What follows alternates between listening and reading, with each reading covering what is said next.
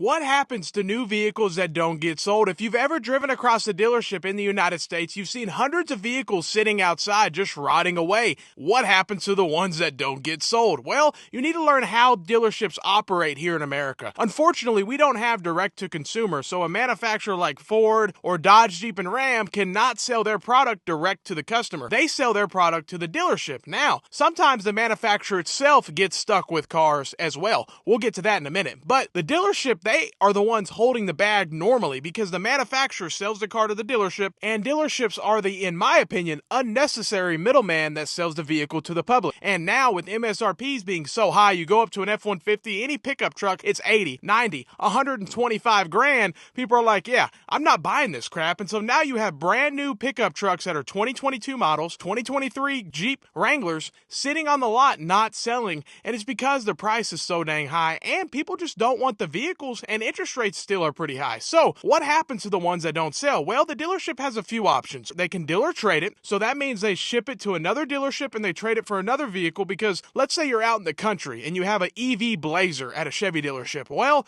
it's probably not going to sell. You want to go ahead and trade it to an inner city dealership. They can sell that EV a lot quicker than you can, most likely, and so they'll take anything they can trade it for and they'll do a dealer trade and call it there, and they'll be happy. Another thing is they do something called a spiff. A spiff is like a cash bonus they do for salespeople to go ahead and get them to incentivize to sell this vehicle. Every Saturday meeting in the mornings, we would always have a list of all the old vehicles. If it's been over 100 days, it would just have a list. 200 days, it would be a list. And the management staff would want us to focus on those older day vehicles. They want us to sell those because they're older. It's costing the dealership more money. And that's the thing you have to learn too, is dealerships finance this inventory. So they have hundreds of vehicles, and to think it costs a couple $100 per vehicle, generally speaking, in just interest payments. If, let's say, they get 90 days free interest, after that, they're paying interest. So they're very incentivized to sell that vehicle very quickly. So here comes the discount. So they offer spiffs, and then they're going to offer big discounts. They're going to try to discount it as much as they can if they're a smart dealership. Some still don't seem like they have their brain checked,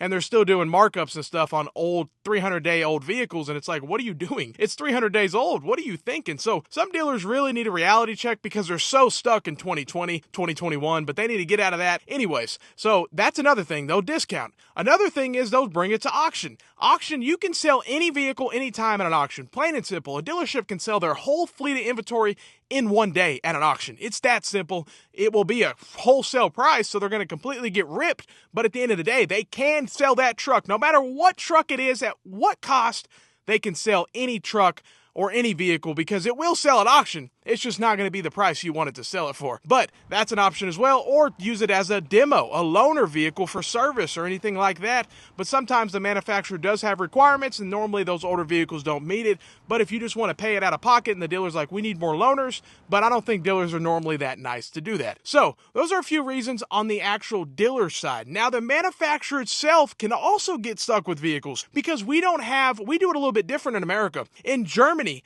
you don't go buy a new car. Generally speaking, you go buy the car, you order it. It takes a month or 2 or 3 to get in. In America, we want it now. We're getting it tonight. If, believe it or not, most car sales are done that day. No one, even in Germany, you finance it. It takes time. You pick it up a different day. It's just completely different. Here in America, it's you get it right now. It's so funny how it is, and it's bad because it increases sales because so many people are like, oh, I want the car right now. If they would actually think about it, they probably would say, I don't think I want this car actually. So it's bad on the customer side, but the manufacturer builds thousands of vehicles. And if you go to Dallas, in Dallas next to the railroad, General Motors has a parking lot filled with Tahoes and trucks, thousands of them just sitting there. And I guarantee you there's 2022s there. If you go to Detroit, every manufacturer, loads of parking lots filled to the brim, and they can't sell all of them. So sometimes they do get shipped overseas and they sell at a loss, or they just completely dismantle them and say, hey,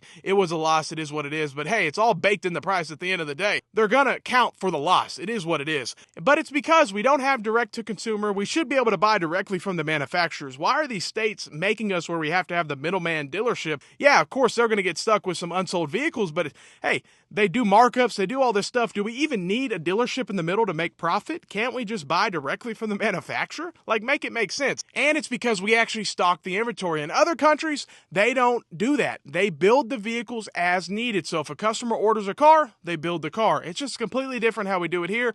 But let me know what you think. Have a great day and stay blessed.